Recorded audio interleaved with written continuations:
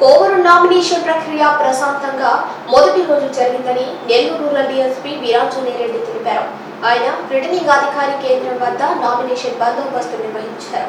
ఈ సందర్భంగా ఆయన మీడియాతో మాట్లాడుతూ ఎలాంటి ఘటనలు లేవని, కొందరు 100 మీటర్స్ లోపల రావడం వల్లే వారిని వెనక్కి పంపడం జరిగిందన్నారు. నిబంధనలు అందరూ పాటించాల్సిందేనని ఆయన పేర్కొన్నారు. కాబట్టి మొదటి రోజు అయినటువంటి ఈ 18వ తారీఖున ఇద్దరు ప్రధాన పార్టీ అభ్యర్థులు కొవ్వూరు ఆర్ఓ గారి దగ్గర నామినేషన్లు దాఖలు చేశారు.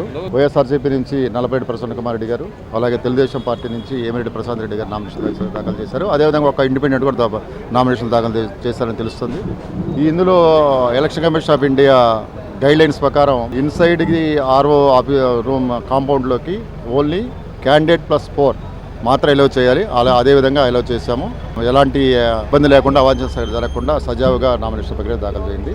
రోడ్డు మీద ఉన్నటువంటి 100 మీటర్స్ యొక్క పెరిపరిలోకి కొంతమంది రావడం జరిగింది. వాళ్ళందరూ కూడా డిస్పర్స్ చేసి పంపడం జరిగింది.